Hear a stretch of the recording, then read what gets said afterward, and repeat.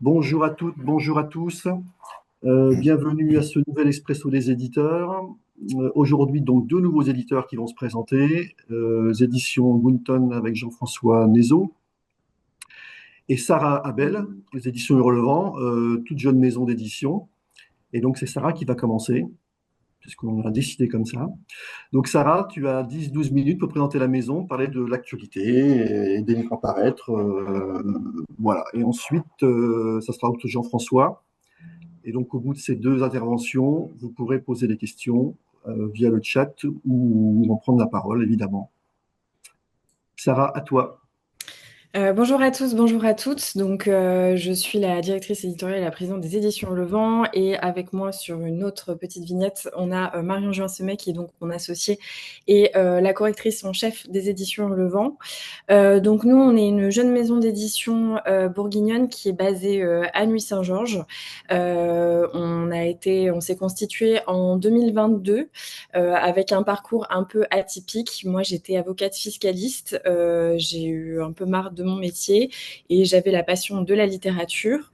Marion, ma meilleure amie, comme moi, en fait, postait des chroniques, des avis littéraires sur les réseaux sociaux. Et étant donné qu'elle était correctrice, en fait, on a eu l'idée un peu inconsciente, je pense, de se dire bon, on adore lire des livres, les gens nous suivent pour nos avis sur des livres déjà édités. Tu es correctrice, je sais gérer une entreprise. Allons-y. Et donc, on a créé les éditions Le Vent avec le souhait de créer ce qu'on ne trouvait pas forcément dans les étals des librairies, c'est-à-dire une maison d'édition qui faisait vraiment de l'historique avec une touche un peu classique et surtout, en fait, une cohérence. Parce qu'on trouvait que de l'historique, il y en avait un peu chez un tel, un peu chez un tel, mais qu'il n'y avait pas exactement ce qu'on voulait. Donc, on a pris le nom Hurlevent, qu'on a emprunté au premier traducteur d'Émilie Brontë, pour vraiment donner un peu le ton de ce qu'on voulait faire, c'est-à-dire du roman historique qui a une envergure un peu classique, qui va dépeindre des grands récits romanesques, des destins de femmes, mais aussi avec des ambiances parfois un peu lugubres, un peu brumeuses. Donc évidemment, nous, notre cœur bat très fort dès qu'on nous parle d'Angleterre ou d'Écosse un peu 19e, mais on aime bien aller explorer d'autres périodes historiques, soit un peu plus anciennes, soit parfois un peu plus récentes.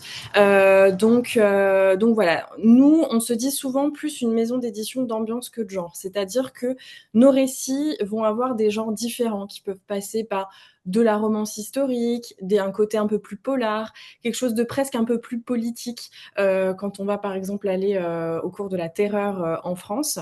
Mais on va toujours avoir cette ambiance qui transporte le lectorat, c'est-à-dire quelque chose de très travaillé au niveau des décors, au niveau de l'immersion historique. Et souvent, l'idée, c'était un peu de dire à nos lecteurs et lectrices, eh bien, si vous avez aimé un livre chez nous, vous pourrez aimer les autres parce que vous allez retrouver un peu ce genre-là, cette construction et cette faculté de vous porter dans un univers différent. C'est un univers qu'on a essayé de faire tant sur le fond que sur la forme, puisque, comme vous pouvez le voir, on travaille donc le livre relié et l'idée c'était d'avoir en fait un peu comme les livres d'antan. Avec Marion, on avait passé plusieurs étés à visiter des vieux châteaux et s'émerveiller devant les bibliothèques anciennes et on se disait c'est quand même voilà, alors tu as une très jolie bibliothèque derrière toi David, mais c'est vrai que quand elle est toute bien nickel et uniforme, on trouve ça encore plus joli. Donc on s'est dit qu'on allait travailler le livre relié, donc avec un aspect un petit peu de collection. À l'époque, quand on a commencé en 2022, le livre relié un peu tel qu'on le connaît maintenant était surtout réservé aux gens de l'imaginaire et on n'avait pas trop accès à ça dans d'autres lignes éditoriales. Et donc nous, on a voulu amener ça. Au niveau des nouveautés, là, on a sorti le 24 juin un titre qui s'appelle Sous le marbre, la révolte, qui a eu la chance d'être subventionné par la région Bourgogne-Franche-Comté, qu'on remercie chaleureusement, et qui est la suite, on va dire, un tome compagnon d'un roman publié par Juliette Galliani, qui est une autrice lyonnaise, et qui là va nous emmener en 1955 à Madrid, en pleine époque un peu franquiste. Donc voilà, même si on adore l'Écosse et l'Angleterre au 19e, on va explorer d'autres périodes.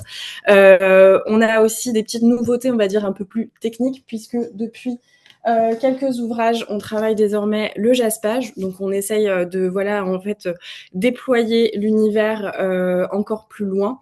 Nous, ça fait un moment qu'on essaye de travailler l'intérieur du récit, donc avec des bandeaux de chapitres. Donc à chaque fois, voilà, on les illustre de cette manière-là. Et là, on a la chance de pouvoir voilà, travailler avec des illustrateurs et des artistes pour un peu déployer encore plus l'univers. On a 2 titres qui sont prévus en fin d'année, donc un en octobre et un en novembre, qui sont tous les deux par des autrices qui ont déjà été publiées, dont on garde pour le moment secrètement l'identité. Et donc voilà, nous, on a un catalogue où on publie à peu près 6 titres par an.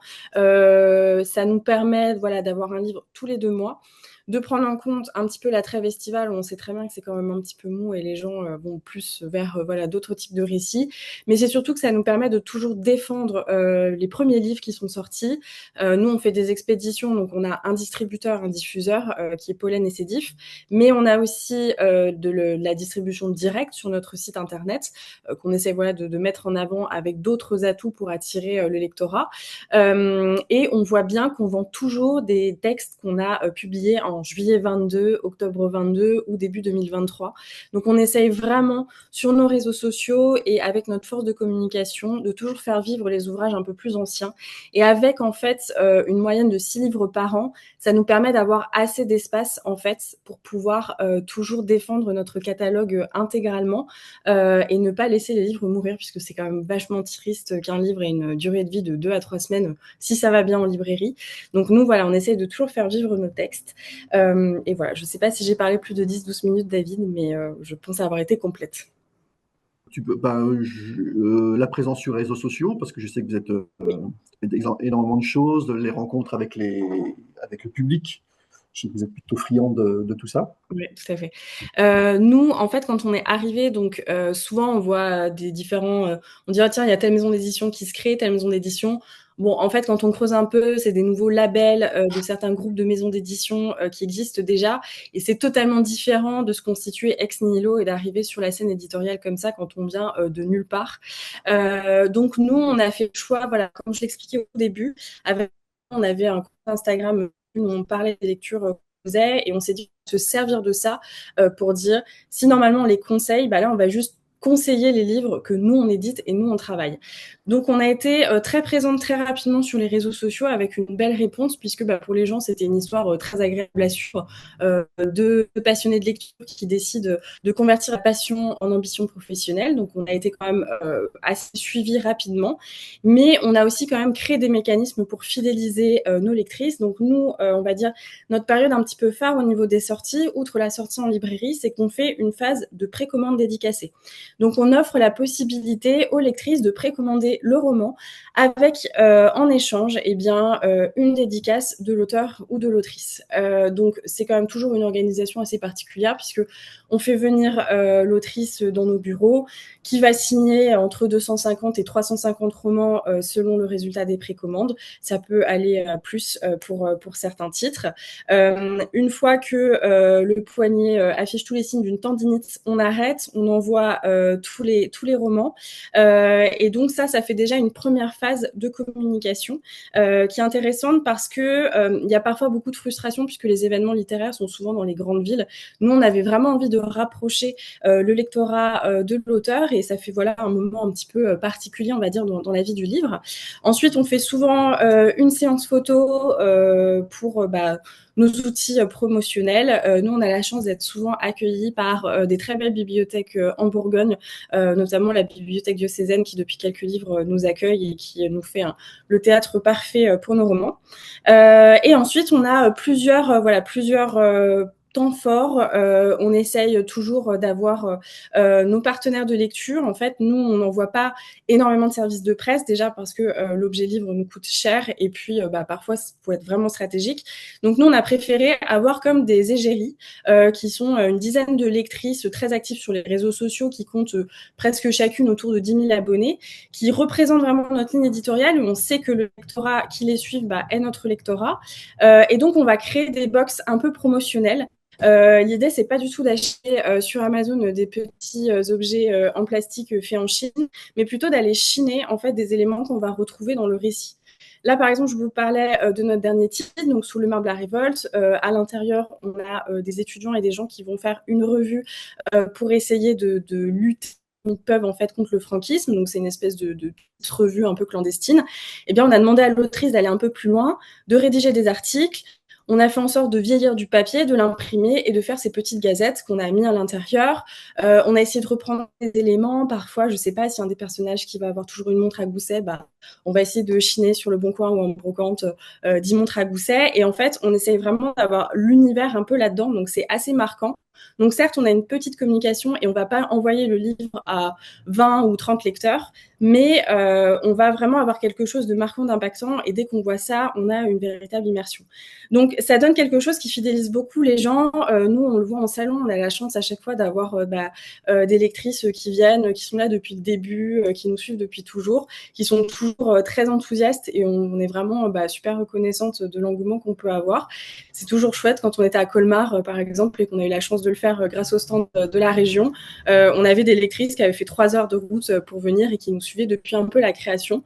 Donc on se rend compte en fait que notre pari, et je ne sais pas si vous avez remarqué, mais je ne parle jamais de clients ou clientes, je parle vraiment de lecteurs ou de lectrices, parce que ce qu'on voulait faire, c'est ce qu'on faisait déjà sur nos réseaux, on va dire privés, c'est un gros club de lecture, et là on a essayé de le répliquer avec les éditions en Levant, et en fait souvent ce qu'on dit, c'est qu'on est des passionnés qui parlent à des passionnés, donc des fois on ne fait pas les choix les plus stratégiques d'un point de vue, on va dire, commercial, rentabilité, etc. Parce que clairement, si on prend le temps passé à chiner 20 montres à gousset, le prix que ça peut être, c'est peut-être pas le meilleur calcul, mais nous, on le fait comme on aimerait en fait le faire, le recevoir, et je pense que c'est aussi ce qui intéresse les gens et ce qui fidélise les gens à notre projet.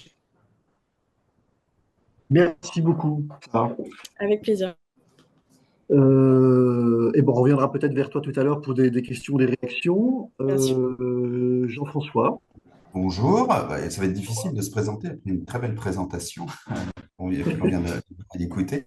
Donc moi, je m'appelle Jean-François Nézot, je suis gérant des éditions Man Édition et Gunten. Donc Man Édition est présent, donc est installé en Normandie, et Gunten, que l'on a repris l'année dernière, était installé à Dole, et on l'a domicilié entre Dole et Dijon. Moi, je suis dijonnais d'origine, donc une des attaches assez profondes avec la Bourgogne-Franche-Comté. On a repris Gunten, Agnès Sidvart, puisque Michel Sidvart est décédé l'année dernière. Donc voilà, donc c'était une belle maison d'édition qui existe depuis 98, qui a publié une quarantaine d'auteurs dans des styles assez différents, vraiment complètement différents, sans ligne vraiment éditoriale bien précise. L'idée pour nous, en plus de Man Édition, était... Alors la maison d'édition est relativement jeune aussi, parce qu'on l'a créée en 2017, enfin Man Édition. On intervient surtout sur la partie normande, Normandie, Bretagne et Hauts-de-France, avec des auteurs maintenant que l'on cible sur cette région. Donc Gunten, voilà, était. Alors après, il a fallu faire une grosse phase d'analyse de la ligne éditoriale, ce qu'on reprenait, ce qu'on reprenait pas. On n'a pas repris. Alors on a repris la marque essentiellement. Donc ce qui fait qu'on a pu libérer des auteurs de leurs droits, parce que ça nous intéressait pas forcément de les rééditer. Il y avait beaucoup de choses différentes en termes de format. On avait des formats complètement différents. On avait des prix complètement différents, assez incohérents. Enfin, voilà, mais par contre, il y avait quelques beaux auteurs. Donc, on en a gardé quelques-uns, on a gardé quelques titres, mais l'idée était de repartir sur du neuf. Donc, ce qu'on vient de faire en publiant un premier ouvrage qui a été aussi subventionné par la région Bourgogne-Franche-Comté. Donc, on en est très fiers. On a, je pense, un bel ouvrage également. On va se structurer, que ce soit chez Man Édition et Gunten, je pense qu'on va se restructurer un peu dans la ligne éditoriale. Bon, chez Man Édition, on travaille du roman essentiellement, roman historique, tranche de vie, polar. Donc on fait un petit peu de tout, ce qui me convient pas forcément maintenant, puisque effectivement, j'entendais donc les éditions du Relevant. Je trouve que c'est assez bien. Alors eux, d'être spécialisés dans vraiment une ligne éditoriale assez claire. C'est pas ce que l'on fera nous, mais on va, je pense, scinder différentes collections pour pouvoir être un peu plus identifié, et puis travailler un peu différemment pour être, voilà, avoir un lectorat plus ciblé et qui reconnaisse la maison, pardon, la maison d'édition qui commence à avoir une bonne notoriété alors là, sur la partie normande. Chez Gunten, on est assez, on s'aperçoit que la maison d'édition avait quand même pas mal même en ne communiquant pas, avait pas mal de lecteurs, de gens qui suivaient, d'auteurs qui nous contactent. Enfin, voilà, on a quelques beaux auteurs qui nous ont contactés pour un premier manuscrit, ou voilà, qui sont dans un domaine un peu différent, mais assez, assez en vue. Donc l'idée sur Boonton est de créer une. Alors là, on a lancé un premier roman. Alors moi, j'ai pas, je ne vois pas l'écran. J'ai un. On a relancé. Voilà, je sais pas si vous. On a lancé pardon, cet ouvrage donc qui s'appelle Messire Claude, donc qui est subventionné par la région. C'est le premier que l'on lance là, qui est paru il y a une semaine. Donc là, c'est un ouvrage médiéval qui se déroule donc au XVe siècle. Alors, voilà, on va cibler chez Gunton des écrits. Alors là, c'est Patricia Gouaille qui l'écrit, qui est déjà une autrice maison chez Gunton. On va cibler, nous, on a décidé de cibler les auteurs locaux, écrits locaux. Donc Bourgogne et Franche-Comté, pas uniquement Franche-Comté. Bourgogne-Franche-Comté, c'est un impératif pour Gunton. Et puis, on va lancer une collection polar qui sera vraiment ciblée aussi sur la région, avec un petit peu dans la même philosophie qu'à l'époque, les Antonio et SAS, on va dire en termes de couverture, donc pour identifier la maison d'édition et cette collection qui sera en format poche, en prix poche. Donc ça, on compte beaucoup dessus. Et l'année prochaine, on compte lancer une collection culture et patrimoine. Donc vraiment pour nous identifier et pour se différencier, ne pas sortir que du roman. Voilà. Moi, je suis un peu sceptique sur l'idée du roman et la vie du roman d'ici les prochaines années. On a une telle profusion d'écrits que nous, petite maison d'édition, on est quand même noyé dans la masse. Donc l'idée, c'est quand même d'en sortir. Alors voilà, on a deux solutions. Soit on lance des thématiques avec effectivement de beaux livres avec des jaspages. C'est pas tout à fait notre philosophie, mais je suis assez moins convaincu par cette différenciation par rapport aux autres maisons d'édition. Mais voilà, moi je suis pas très optimiste pour le roman allez, 6 ans, parce qu'on a du mal quand même on est satisfait de nos auteurs, mais on a du mal quand même, je trouve, de se faire une place un peu partout. Il y a une profusion d'écrits, donc c'est quand même compliqué. Donc je pense qu'on va travailler sur d'autres formats, d'autres livres, d'autres collections. On a pas mal d'idées là-dessus, que ce soit chez Man Édition et Gunton. Je pense qu'on a les auteurs on a des idées, on a les auteurs. Après, il faut le mettre en place et mettre en moyen. Voilà, sinon on est structuré, donc enfin, voilà, on est content du démarrage de Gunton. Alors, on va pas parler financièrement, parce que pour l'instant, on va dire qu'on a zéro, mais presque. Donc là, ça se lance vraiment actuellement. On espère se lancer donc, au mois de septembre, vraiment définitivement. On a donc une diffuseuse sur place, on a un distributeur, on a pris l'option de ne pas travailler avec un diffuseur au national. On a un distributeur sur Paris, ce qui pour l'instant nous convient. On va voir ça aussi, on va l'étudier. On essaie de trouver une formule, la meilleure formule entre diffusion, distribution, direct. Moi, je m'investis beaucoup sur le terrain, mais voilà, c'est compliqué aussi entre la marge qu'on nous mange quand on diffuse, quand on prend un diffuseur. Enfin voilà, on essaie de trouver la meilleure solution et on va dire entre guillemets la meilleure rentabilité financière. On a un site internet également qu'on a remis en place l'année dernière, qu'on a fait créer, qui nous convient assez bien, sur lequel on a intégré Gunton. On verra si on travaille sur Gunton différemment à terme. Voilà, donc on compte beaucoup sur Gunton. On est assez content de cette reprise. Il y a un côté sentimental aussi, puisque voilà, puis ça devait se produire certainement. Il y a certaines choses qui ont fait que voilà, voilà, certaines coïncidences. Donc, voilà, on est toujours en lien avec Agnès Silvart, qui écrivait et qui est donc l'épouse de Michel. Donc voilà, on le fait aussi un côté sentimental. On ne fait pas, voilà, qui fait que ça nous fait très plaisir. Et puis, on a vraiment à cœur de faire réussir cette maison d'édition, de relancer, d'éditer. Voilà, ils ont quelques beaux ouvrages. Ils avaient un ouvrage sur Thiéphène qui fonctionne encore très bien. Puisque c'est quand même le personnage local, enfin Adolphe, c'était comme le personnage, voilà, et on s'aperçoit que quand on le présente, c'est un livre, un personnage qui vend, mais quelqu'un qui plaît. Voilà, quelques beaux auteurs, quelques-uns qu'on a repris, voilà, chez Man Édition, parce que c'était plus cohérent par rapport à leur localisation de leurs écrits.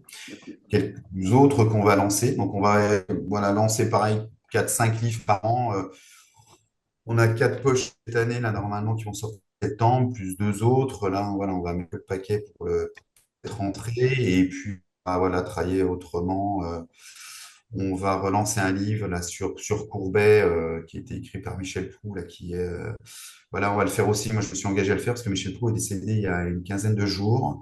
Donc, je me suis engagé à voilà, lui éditer son livre l'année prochaine. Donc, on a voilà, quelques beaux livres qu'on voudrait ressortir et travailler sur des thématiques un peu différentes, plus spécifiques à la Bourgogne et à la Franche-Comté. Voilà.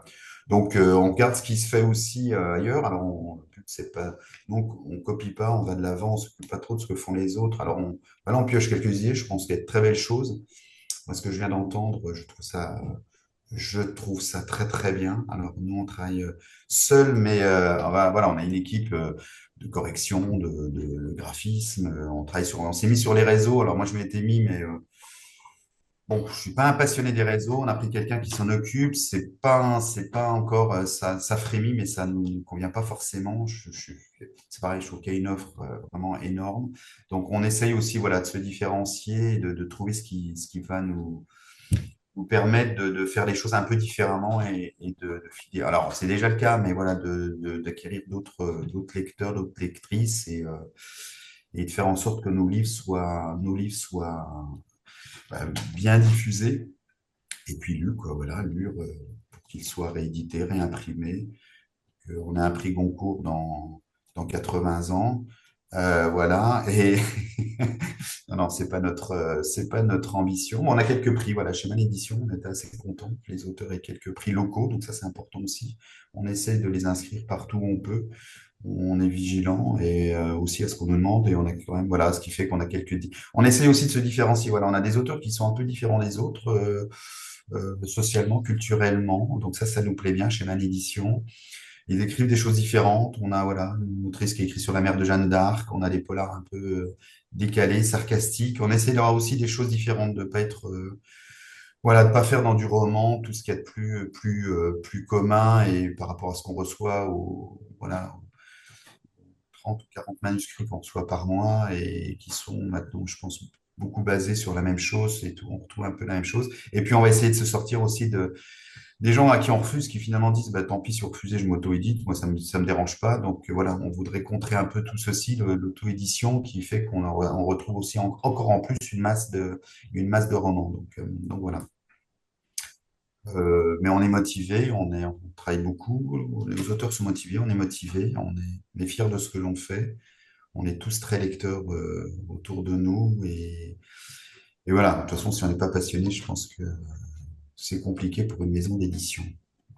Voilà, je pense que j'ai fait à peu près le tour voilà, j'ai parlé un peu de tout. C'est pas très défini encore chez Goodton, c'est pour ça que je suis peut-être parti un peu dans tous les sens, mais voilà. En tout cas, on a une belle maison d'édition entre les mains et qui ne manque qu'à se développer.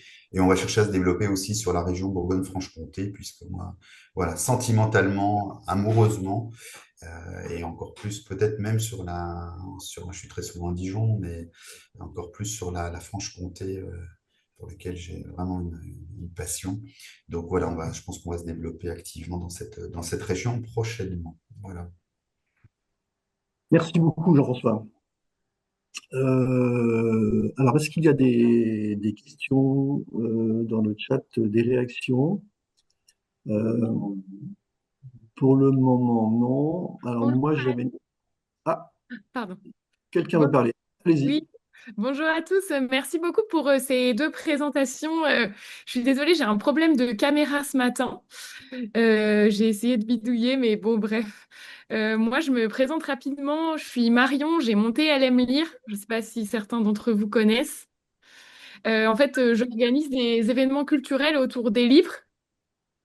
Vous m'entendez? Ouais, ça va. Oui, oui. Super. Et donc, j'organise des événements culturels autour des livres et j'ai aussi des clients écrivains. Et j'ai notamment une autrice qui est dijonnaise qui s'appelle Sarah Clabalzan. En fait, elle a écrit un polar qui s'appelle B8. Et pour l'instant, en fait, elle est à la recherche d'une maison d'édition pour son futur roman qui est vraiment en cours de rédaction.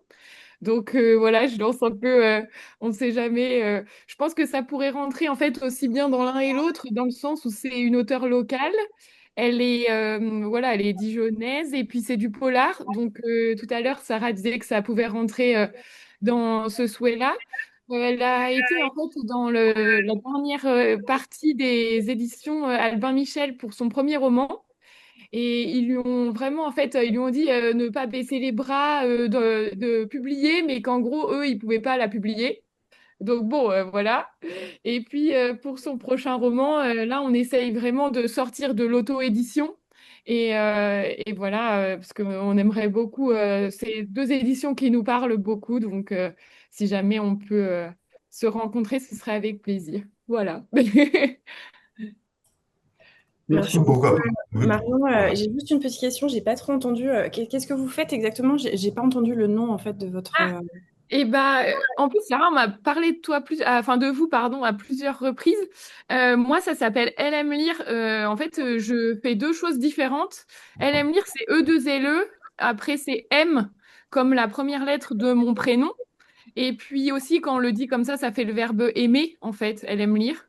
Voilà. J'ai fait un book club au bistrot de la Seine il y a pas longtemps. Et donc moi, j'organise des événements culturels autour des livres, vraiment pour promouvoir les livres. Et franchement, on pourrait vraiment m'intégrer aussi en lien avec vous dans les maisons d'édition pour promouvoir certains ouvrages, parce que je peux tout à fait faire des événements autour des livres que vous éditez. Et à côté, en fait, je fais de la com pour des écrivains, notamment Sarah Clabalzan, qui a écrit un livre B8. Ok, ça Je marche. ne veux pas prendre toute la parole pour tout le monde, mais c'était l'occasion pour moi de pouvoir vous glisser deux mots. Ça marche. Eh ben, merci pour la précision. Merci beaucoup pour ce témoignage, Marion. S'il n'y a pas d'autres réactions, moi je voulais juste poser une question à Jean-François et à Sarah sur la diffusion, la distribution, puisque c'est un petit peu, enfin, en tout cas c'est une partie importante de la maison d'édition. Jean-François, tu parlais de diffusion très régionale. Qu'est-ce que ça peut apporter avec la structure des 2C? Et puis Sarah, après, si tu peux nous répondre, toi tu as fait le choix d'une distribution nationale, enfin, diffusion et distribution nationale. Voilà, ce que ça t'apporte, ses limites aussi, je sais aussi. Et voilà, si vous pouvez répondre à cette question en 2-3 minutes. Et ça veut dire aussi, comme il y a beaucoup de bibliothécaires qui sont connectés aujourd'hui, ça veut dire aussi comment, s'ils sont intéressés, comment ils peuvent se procurer les ouvrages via leur librairie, évidemment. Euh, oui, nous, voilà, on va travailler, on va continuer de travailler avec des 2C pour donc Agnès Viano là sur Besançon, enfin sur la Bourgogne-Franche-Comté. On travaille avec un distributeur, nous, voilà, sur Paris, qui est capable de, voilà, qui travaille avec beaucoup de libraires, avec toutes les librairies indépendantes, donc qui s'appelle la Générale Libresse, qui est à la librairie.com et qui travaille, voilà, avec qui on travaille depuis le tout début. Depuis qu'on a lancé la maison d'édition, donc on en est assez satisfait. Ça a été racheté par des citres, donc ça, voilà, se structure, mais c'est pas mal du tout. On avait hésité. Moi, je voulais vraiment qu'on puisse, voilà, que les livres soient accessibles. Alors après la diffusion, on a étudié beaucoup de choses sur la diffusion nationale. Ça me satisfaisait pas. Voilà, moi, j'hésite parce qu'il faut confier. Alors, on peut avoir une forme d'exclusivité. Ça prend quand même une bonne partie de la marge. Ça a des coûts logistiques. Je suis pas sûr que d'après ce que j'entends un peu quand on se renseigne, que le résultat soit si convaincant par rapport à ce qu'on peut faire. Alors, effectivement, c'est important. Après, je me méfie énormément du stock. Ça, c'est important parce que le problème de la diffusion et de la mise en place, c'est du stockage. Donc, c'est de la livraison dans les magasins, c'est du stockage. On sait que le livre, c'est quand même beaucoup un jeu d'écriture entre les factures et les avoirs de reprise. Donc, nous, on essaie de jongler avec ça. On est très vigilant sur les stocks. Et donc c'est pour ça que je suis assez vigilant et je veux pas faire le jeu de la trésorerie ni d'un diffuseur ni d'un libraire. Voilà. Donc ça, on est assez vigilant là-dessus. On est de plus en plus parce que la banque l'est aussi. Donc voilà. Donc on essaye de voilà. On sait que c'est la trésorerie quand même chez nous qui est dans nos maisons d'édition, enfin en librairie partout, hein, qui fait que c'est compliqué. C'est très compliqué chez les libraires actuellement. Je pense que là, l'année va faire un peu de casse parce que l'année est quand même compliquée depuis. On s'aperçoit de la fréquentation, que ce soit enfin, en surface spécialisée ou en librairie est quand même nettement moindre. Oui, c'est assez compliqué. Donc nous, voilà, la distribution, pour l'instant, ça nous satisfait sans nous satisfaire. On verra si on grossit encore un peu ce que l'on fait, mais voilà, on en a quelques pistes, mais qui sont compliquées à mettre en place aussi. Donc voilà, mais pour l'instant, voilà, c'est vrai que c'est le point d'achoppement et je crois que c'est pour tout le monde pareil. Enfin, pour les petites maisons d'édition moyennes également, c'est la grosse difficulté, voilà, la distribution et la diffusion. Et on n'a pas de système idéal aujourd'hui. Bon, après, on est référencé partout, et voilà, mais c'est compliqué. Voilà. Bon, on s'en sort pas trop mal, mais voilà, voilà. Après, on pioche des idées aussi en discutant, on cherche à savoir qui fait comment, qui fait quoi, si on peut, voilà, on a essayé de voir si on peut se regrouper ici en Normandie, on a essayé de voir si on peut se regrouper avec plusieurs éditeurs. C'est compliqué, on n'a pas les mêmes objectifs, on n'a pas la même façon de travailler, voilà, voilà, on fonctionne pas tous de la même façon. Nous, c'est notre activité principale, moi, c'est mon métier. Je vis de cette activité, donc on veut que ça fonctionne, on veut pouvoir payer les auteurs leurs droits d'auteur sur du long terme quand même, donc on veut que ce soit pérenne. Beaucoup des maisons d'édition c'est une deuxième activité ou c'est une activité de gens qui sont retraités, qui en fait finalement n'ont pas forcément de notion de rentabilité ni autre, donc on n'a pas les mêmes objectifs. Au-delà de la passion qui nous guide tous, mais en tout cas, on a quand même un objectif, nous, de rentabilité aussi. Donc voilà, donc c'est un peu compliqué. Mais on survit. Oui, Jean-François. Sarah, de ton côté? Je vais prendre le relais en disant oui, effectivement, c'est compliqué. Nous, en fait, on a commencé en autodiffusion, autodistribution, mais nous, notre objectif, c'était vraiment de sortir de ça. Déjà parce que notre ambition n'était pas seulement régionale, mais nationale. C'est vrai que nous, alors on n'a pas du tout honte de notre région, encore moins du département. Enfin, moi, je suis extrêmement chauvine voilà, je suis très bourguignonne et voilà. Mais c'est juste qu'on avait une ambition d'être dans les librairies et pas rangé dans un coin régionaliste et plus voilà un peu partout. Donc on a commencé en 2022. Donc comme je disais, nous on avait la chance d'avoir la force de frappe des réseaux sociaux qui nous a permis de faire des ruptures de stock sur nos premiers titres qu'on avait quand même imprimés à 1500 exemplaires. Donc on a dû réimprimer depuis. Mais on souhaitait voilà travailler avec des diffuseurs et distributeurs, même si on connaissait quand même tous les risques. Donc on a eu la chance, on va dire, d'être approché très rapidement par Cédif et Pollen, parce que la diffusion, la distribution, c'est vrai qu'en plus c'est pas non plus l'éditeur qui fait son marché et qui choisit le diffuseur et le distributeur avec qui va travailler. Le diffuseur, il a quand même une fonction de représentation, donc il faut que ça corresponde à son catalogue, à la philosophie de ses représentants, et globalement, il met aussi entre guillemets en jeu sa réputation, puisque si on annonce des titres et que derrière ils sont jamais publiés parce que on n'est pas assez stable, bah voilà, ils engagent un peu aussi leur réputation. Donc nous, on a été quand même, je trouve, choisi assez tôt. Enfin, en tout cas, on nous a demandé assez tôt. On a fait le choix et surtout le pari de se lancer là-dedans parce que on était arrivé aux limites de ce qu'on pouvait faire avec les libraires. Nous, c'est vrai que l'autodiffusion, l'autodistribution, on est consciente que c'est particulier pour les libraires parce que c'est de l'épicerie en fait. C'est on prend un livre par-ci, on a une facture par-là, on a une réception par-ci, une réception par-là, et du coup ça dissuade quand même beaucoup les libraires. Donc nous, on est arrivé à un moment donné où notre lectorat allait demander les livres en librairie. Les libraires, la plupart refusaient parce que même si normalement ils n'ont pas trop le droit de refuser les livres unitaires, ben, en fait nous ils n'avaient pas forcément envie de nous contacter. C'était un peu chiant, donc on avait des lectrices qui demandaient en plus pour nous aider, dans une volonté de nous aider et de nous inclure dans la librairie. On a réussi à créer des offices à façon avec certains libraires qui nous suivent encore maintenant, mais on voyait qu'on était limité. Moi j'avais, je sais pas, ça représentait pas non plus énormément, mais c'était aussi beaucoup de travail parce que les factures unitaires, moi c'était toutes mes matinées. De 8h à midi, je faisais que ça, je faisais de la gestion de commandes, de qui a payé, de machin. Et en fait, au bout d'un moment, c'était beaucoup trop chronophage et avec un résultat qui, pour moi, me déplaisait dans le sens où j'avais envie quand même d'aller plus vite. Et donc, on a fait ce pari-là. C'est un pari qui est bancal et comme le disait Jean-François, effectivement, les marges, elles sont énormes. Les marges sont énormes, les délais de paiement sont énormes.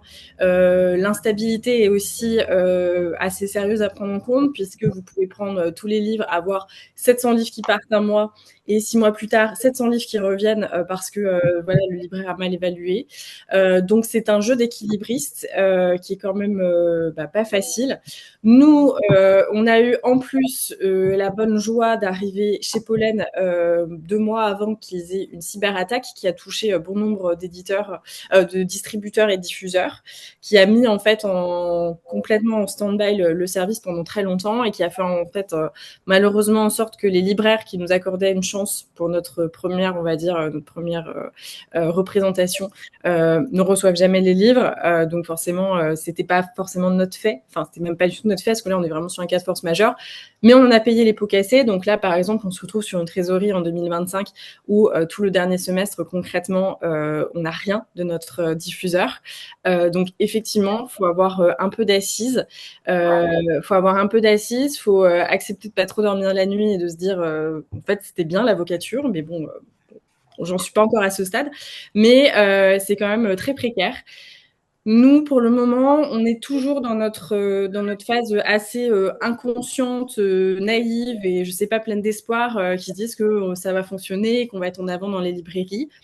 Donc, on est toujours là-dedans, mais d'ici à ce qu'on trouve cet équilibre-là, c'est un peu difficile. Nous, c'est vrai qu'on essaye tout de suite d'aller un petit peu plus loin et en fait, de se reposer sur notre lectorat qui nous aide. Nous, on a régulièrement sur les réseaux sociaux cette question: qu'est-ce qui est le mieux pour vous, que j'achète en direct ou que j'aille en librairie? Et du coup, je trouve que ça, c'est quand même quelque chose déjà de très chouette par rapport à nous, notre communauté, mais c'est aussi que y a un équilibre. Oui, on a envie d'être en librairie, même si on prend tous les frais de stockage, etc., qui sont pris, les allers-retours, parce que on est amputé d'une commission et sur le livre aller, mais aussi quand le livre n'est pas vendu et qui revient dans le stock. Donc oui, ça demande une logistique qui est compliquée. Là, en plus, avec un cas de force majeure. Donc je comprends Jean-François quand il dit pour le moment, nous, on reste comme ça parce que c'est plus sécuritaire. Nous, c'était un peu le grand questionnement. Est-ce qu'on fait ce choix ou pas? On a décidé voilà, d'être un peu kamikaze et de se lancer et de se donner une chance. Mais voilà, soit on explose, soit ça fonctionne bien et voilà, on verra. Merci beaucoup. Alors, c'est pas, je réponds juste voilà, précise à ça. C'est pas plus sécuritaire parce que c'est aussi compliqué. Mais on va dire qu'on dépend pas dans ce sens-là. On dépend pas de quelqu'un, enfin, on dépend moins de quelqu'un en fait. Et ça, moi, dépendre de. Alors effectivement, si le livre se vend, on a un livre qui est diffusé et c'est le meilleur moyen d'avoir une visibilité sur un ouvrage en France, c'est bien. Par contre, on dépend quand même financièrement quelque part de ces gens-là. Et comme tu l'as dit, on envoie le livre à 700, on envoie 700 livres, on en retrouve 600. Alors, le but, c'est de les vendre, les 700, les 1000, peu importe hein, ce qu'on envoie chez le distributeur, enfin le diffuseur. Mais c'est un peu, voilà, je trouve que c'est pas ce qu'on fait, c'est pas plus sécurisant, on n'a pas plus non plus de garantie. Par contre, on n'a pas mis en danger par quelqu'un d'autre. Ça, c'est important. Voilà, parce que moi, voilà, c'est personnel hein, comme avis. Je refuse que on se met en danger tous les jours parce que c'est quand même une activité compliquée. Donc, on se met déjà en danger par notre activité, par notre métier, notre secteur. Donc, si on se met en difficulté, si quelqu'un d'autre nous met en difficulté, je veux dire, un diffuseur, il s'en fiche, il a des centaines d'éditeurs. Nous, on est seul. Et par contre, je suis pas certain quand même que ce soit sur les tables. Moi, je suis très souvent en magasin. Je fais beaucoup de librairies, je fais beaucoup de cultura, d'espaces culturels. Je suis beaucoup sur les tables, je suis sceptique sur ce qui se vend. Grosso modo, alors je donne un peu un exemple, je vais faire assez vite, mais aujourd'hui, ce qui se vend, c'est beaucoup la new romance, ça se vend par pelleté, et la femme de ménage et la psy. Voilà, ça c'est ce qui vend, c'est ce que les gens achètent. C'est 90% des ventes, et même de très beaux ouvrages dans n'importe quelle maison d'édition. Ça part très peu, on le voit, hein, ça part très très peu. Donc moi, je suis sceptique sur le fait, même si nos livres étaient présents sur les tables, si les livres se vendraient, que c'est même quand ils sont présents sur les tables chez les libraires, c'est quand même assez rare, hein, ils les mettent plus un peu au fond ou ils les ont en carton quand ils les ont, on a quand même du mal, ils n'en vendent pas plus parce que je pense que ce qui nous manque, c'est de la communication nationale et la communication à grande échelle.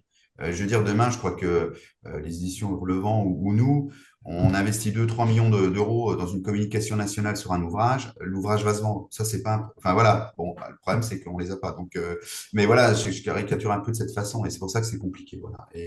Mais c'est pas plus sécurisant. Ce qu'on fait est pas plus sécurisant. Hein. Donc, je pense que là, c'est compliqué des deux côtés. Et voilà, il y a pas de, il y En a pas fait, un système. plus sécurisant dans le sens où on peut imposer du compte ferme, chose qu'on ne peut pas faire avec la diffusion-distribution. Donc C'est nous, vrai. par exemple, on avait notre force en direct, qui est la majorité de nos ventes, mais au niveau des libraires, on imposait du compte ferme, ce qui leur permettait aussi, ceux qui voulaient nous soutenir, d'avoir des commandes raisonnées. Donc là, la trésorerie, elle bougeait pas. Après, sur la présence en librairie, moi, je suis pas forcément d'accord avec vous parce que on constate quand même que les libraires qui nous mettent sur table, ça fonctionne. Je vais prendre un exemple. Moi, on a la chance depuis le premier ouvrage, ce que je note parce que c'est la seule librairie en Bourgogne et à Dijon, alors que moi je suis dijonnaise, qui nous a mis en avant et qui surtout a accepté nos livres, c'était Cultura. Cultura, ça fait 2-3 ans qu'ils nous ont en tête de gondole et ils en vendent plusieurs dizaines par mois et ce depuis 2022. À l'inverse, une grande librairie dijonnaise au centre-ville, je me souviens y être allée.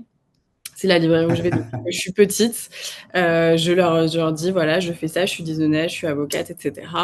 On m'a dit, OK, on vous en prend 3 en dépôt, mais franchement, je les mets par terre, puis s'ils se vendent, on verra. Sinon, voilà. Ils sont vendus en une semaine. Je suis revenue pour essayer d'engager le dialogue. Ça les intéressait pas. Et maintenant qu'on est diffusé, bizarrement, on a nos livres sur les étals. Donc, je pense quand même que ça fonctionne. Je le vois également. Il y a 2-3 semaines, on a été invité, ce qui est quand même très rare, par une librairie qui nous a payé le déplacement, l'hébergement, la nourriture pour une équipe de 4 à Rouen, l'Armitière, qui est quand même une prestigieuse librairie, parce que Ah oui, on connaît bien. ils ont essayé de mettre en avant nos livres. Ça a extrêmement fonctionné et ils ont organisé toute une soirée, une venue, une journée avec les bibliothécaires.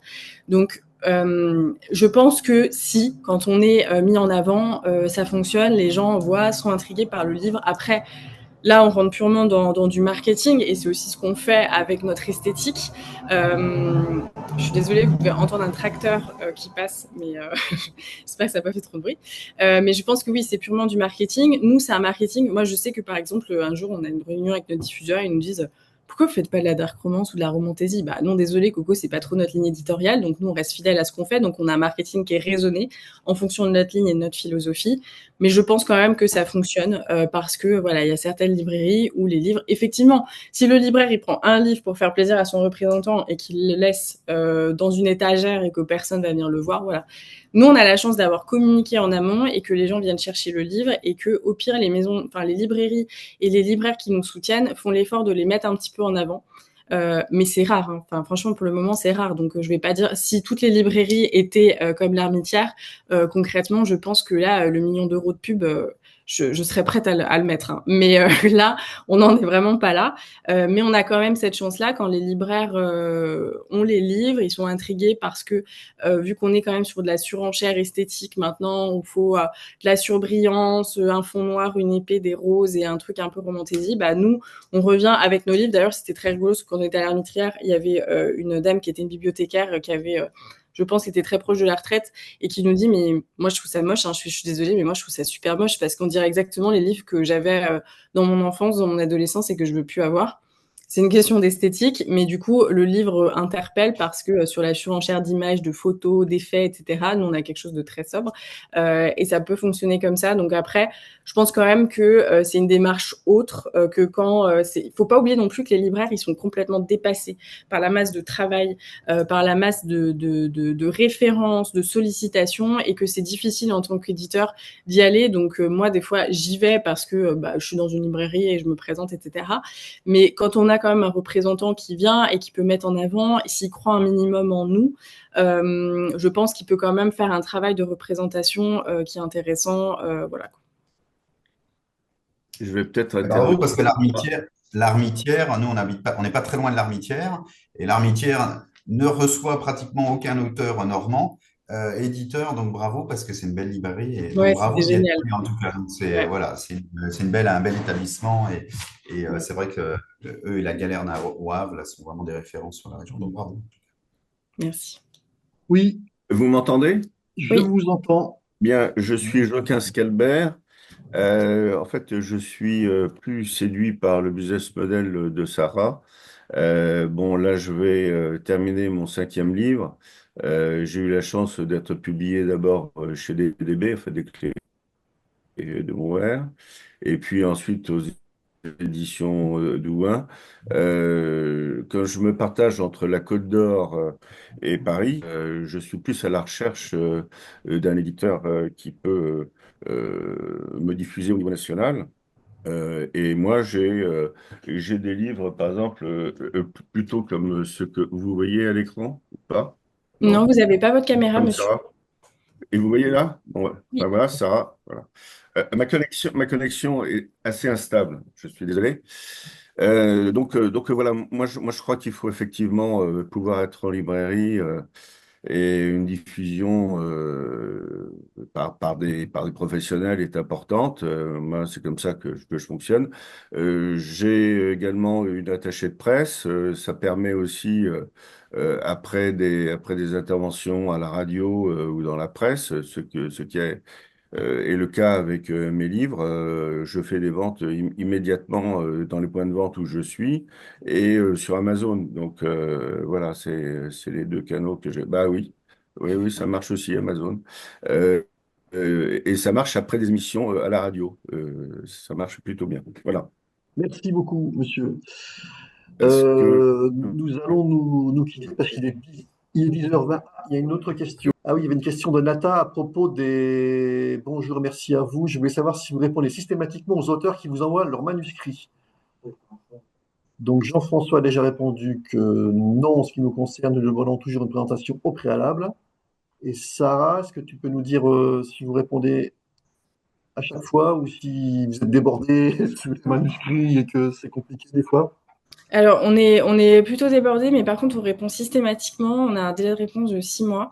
Nous, c'est vrai que souvent, quand c'est pas du tout notre ligne éditoriale, parce qu'il n'y a pas du tout d'historique, bah, pour le coup, nous, le comité de lecture va pas forcément perdre son temps, et je mets des gros guillemets, c'est pas péjoratif, c'est juste bien qu'on sûr. sait d'ores et déjà que même si le texte a des qualités, il rentrera pas dans notre ligne éditoriale, et nous, on peut pas décevoir notre lectorat là-dessus.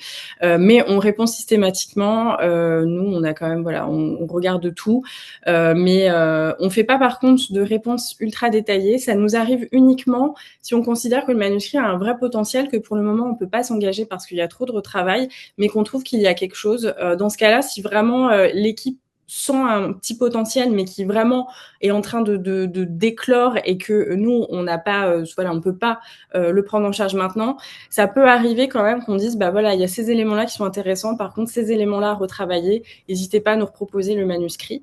Mais globalement, on a toujours une réponse systématique entre 6 mois et 1 an, selon les périodes où on en reçoit un peu plus. Là, on sait qu'à la rentrée, les gens vont écrire pendant cette canicule dans le noir avec leur ventilateur. On sait que souvent en septembre, on a quand même beaucoup de réceptions.